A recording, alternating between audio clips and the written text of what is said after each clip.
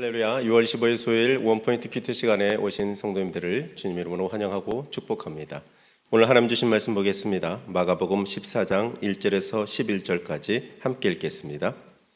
이틀이 지나면 유월절과 무교절이라 대제사장들과 서기관들이 예수를 흉계로 잡아 죽일 방도를 구하며 이르되 밀란이 날까 하노니 명절에는 하지 말자 하더라. 예수께서 베다니 나병 환자 시몬의 집에서 식사하실 때 한 여자가 매우 값진 향유 곧 순전한 나드 한 옥합을 가지고 와서 그 옥합을 깨뜨려 예수의 머리에 부으니 어떤 사람들이 화를 내어 서로 말하되 어찌하여 이 향유를 허비하는가? 이 향유를 300데나리온 이상에 팔아 가난한 자들에게 줄 수 있었겠도다 하며 그 여자를 책망하는지라. 예수께서 이르시되 가만두라. 너희가 어찌하여 그를 괴롭게 하느냐? 그가 내게 좋은 일을 하였느니라. 가난한 자들은 항상 너희와 함께 있으니 아무 때라도 원하는 대로 도울 수 있거니와 나는 너희와 항상 함께 있지 아니하리라. 그는 힘을 다하여 내 몸에 향유를 부어 내 장례를 미리 준비하였느니라. 내가 진실로 너희에게 이르노니 온 천하에 어디서든지 복음이 전파되는 곳에는 이 여자가 행한 일도 말하여 그를 기억하리라 하시니라. 12 중에 하나인 가룟 유다가 예수를 넘겨주려고 대제사장들에게 가매 그들이 듣고 기뻐하여 돈을 주기로 약속하니 유다가 예수를 어떻게 넘겨줄까 하고 그 기회를 찾더라. 아멘. 이 시간 여자가 행한 일을 기억하리라 라는 제목으로 담임 목사님께서 말씀 전해주시겠습니다. 할렐루야. 자, 우리는 오늘 수요일을 맞이해서 마가복음 14장의 향유 옥합을 깨뜨린 마리아에 관한 본문을 읽습니다. 자, 우리 많은 분들이 이 옥합을 깨뜨린 이 여인이 얼마나 헌신했는가, 얼마나 예수님을 사랑했는가, 여기에 초점이 있어요. 근데 성경은 그렇게 여러분 인간의 선행과 헌신만 얘기하는 책이 아닙니다. 하나님의 뜻을 우리 가운데 알게 하는 게 성경이에요. 자, 여기는 두 가지 종류의 사람이 나옵니다. 자, 하나는 예수님을 잡아 죽이려는 무리가 있어요. 1절에 보니까 유월절과 무교절이라 대제사장들과 서기관들이 예수를 흉계로 잡아 죽일 방도를 구하며 그랬습니다. 여러분 아시는 대로 유월절은 온 이스라엘이 1년에 한 차례씩 반드시 예루살렘에 와서 하나님의 그 홍해를 건너게 했던, 아니면 바로의 그 죽음의 세력에서 구원받은 그날을 기념하는 날입니다. 하나님께 예배하는 날이죠. 이스라엘의 정체성이에요. 우리가 8.15 해방이 아니면 우리가 지금 대한민국에 있을 수가 없어요. 6.25 전쟁에서 우리가 승리 안 했다면 오늘 우리가 대한민국에 없죠. 그러니까 이 정체성을 기념하는 날이에요. 그런데 그날에 예수님을 죽이려고 합니다. 자, 이스라엘 최대의 축제 날에 예수님 죽이겠다는 생각, 여러분 이것이 세상의 악한 자의 모습이에요.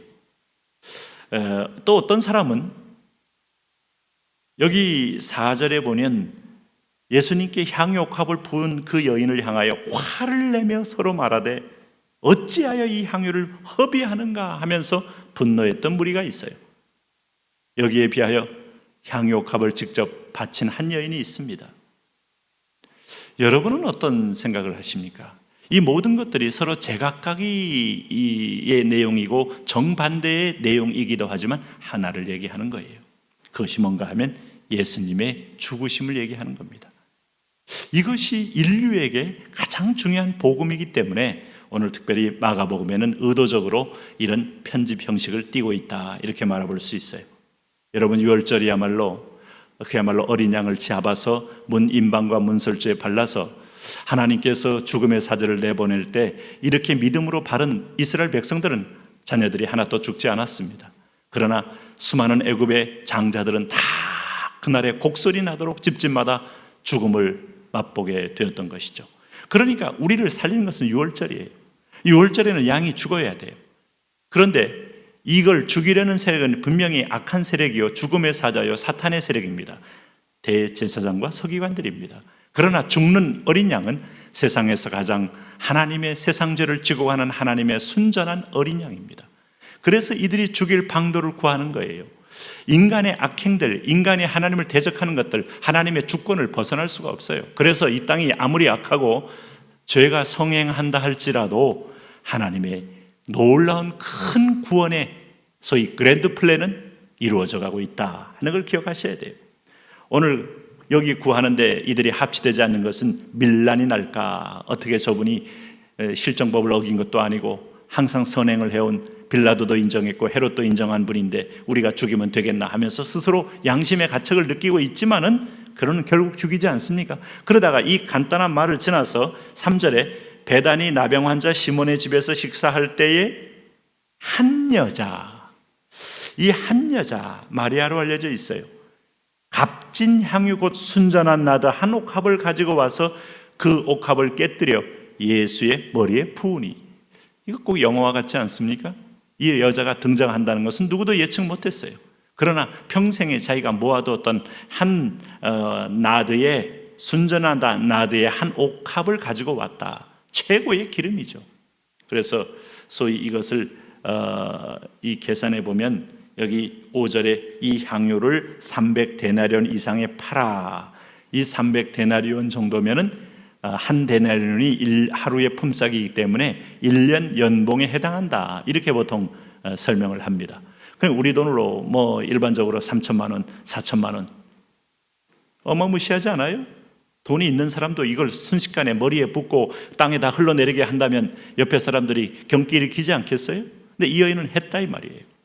그럼 이 여인이 약간 정신이 좀 이상한 사람이든지 아니면 인생 포기한 사람이든지 아니면 정말 예수님이 누구신지를 알았던 영적의 끌림이 있는 여인이든지 그런 생각을 하지 않을 수가 없어요. 이 여인은 놀랍게도 예수님이 큰 칭찬을 합니다. 이 부분에 대해서 흥분했던 사람들이 누구예요? 오늘 여기 7절에 여기 보면 뭐라고 말했습니까? 4절에 어떤 사람들이 이게 누구겠어요? 오늘 가룟 유다를 가리킵니다. 가룟 유다의 그 탐심과 가룟 유다의 욕심. 예를 들면 교회에서 귀한 분이 수천만 원을 헌금했어요. 집안은 전세에 사는데 그런데 그걸 보면서 우리가 뭐 하나님의 예배를 할 때 씁시다 할 때 괜히 헌금 안 한 사람이 화를 낼 수 있어요? 그건 탐심이라 그랬어요. 도적이라 그랬어요. 네, 그걸 자기 것인 양 착각하면서 오히려 그 여인의 헌신에 대해서 참여하는 태도는 죄송하지만 우리가 사실 주변에서도 보여질 수 있는 그런 모습들 아닙니까? 근데 이 여인의 이 얘기는 계시적인 부음이에요. 보니까 왜냐하면 오늘 가난한 사람 얘기했지만은 가난한 사람에게 하는 것이 옳으냐 예수 그리스도의 구원 역사에 참여하는 것이 옳으냐 할 때 우리는 둘 중에 하나를 고르라 그러면 세상의 선행보다 귀한 것은 영혼 구원이고 예수 그리스도의 구원 역사에 참여하는 거예요. 여러분 잘 기억하세요. 사람들에게 빵을 주는 것이 시급할 때 빵을 주는 것이 구원이라면 우리는 끊임없이 빵 공장을 교회가 차려서 사람들에게 나누어 줘야 합니다. 이게 필요합니다. 소외된 사람, 과부와 고아와 객을 돌봐야 합니다만은 그러나 교회가 줄 수 있는 가장 중요한 걸 놓치고 한다면 그것은 자선단체이지 교회는 아니에요. 교회는 영혼 구원이에요. 하나님의 구원 역사를 설명하고 거기에 참여하게 하는 거예요. 여기 이 여인은 보니까 6절에 보면 오늘 예수께서 이르시되 가만두라 너희가 어찌하여 그를 괴롭게 하느냐 그가 내게 좋은 일 어떤 것이 좋을까 향유값을 내 머리에 부었기 때문에 한 여자의 소프트한 터치가 나에게 부었기 때문에 좋다고 말하는가 그 얘기 아닙니다. 오늘 8절에 말합니다. 그는 힘을 다하여 내 몸에 향유를 부어 내 장례를 준비하였느니라. 악한 자가 나를 죽입니다. 대제사장과 서기관들이 나를 죽입니다. 그러나 여기에 죽었을 때 인간의 추한 시체성 냄새가 나지 않고 향유 옥합을 부어 부활의 향, 생명의 향이 사람들을 살리는 향이 나오는 예언적 예표가 있어요. 그러니까 이 여인이 뭔가의 말씀에 끌려서 와서 그 사랑으로 부은 거죠. 물론 이 여인은 진심으로 사랑했다고 보여줄 수 있어요. 그러면서 헌신했다고 볼 수 있어요. 자기의 전부를 드렸다고 할 수 있어요.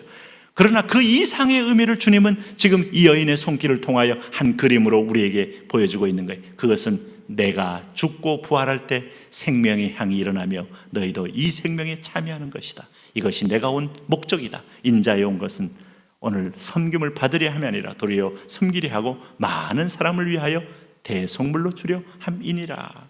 이 선명한 메시지의 엑스트라와 같은 겁니다. 여기에 이것을 아깝다고 말한 사람은 그 중에서 세상에서 이 진리를 모르는 자들의 행태일 뿐이에요.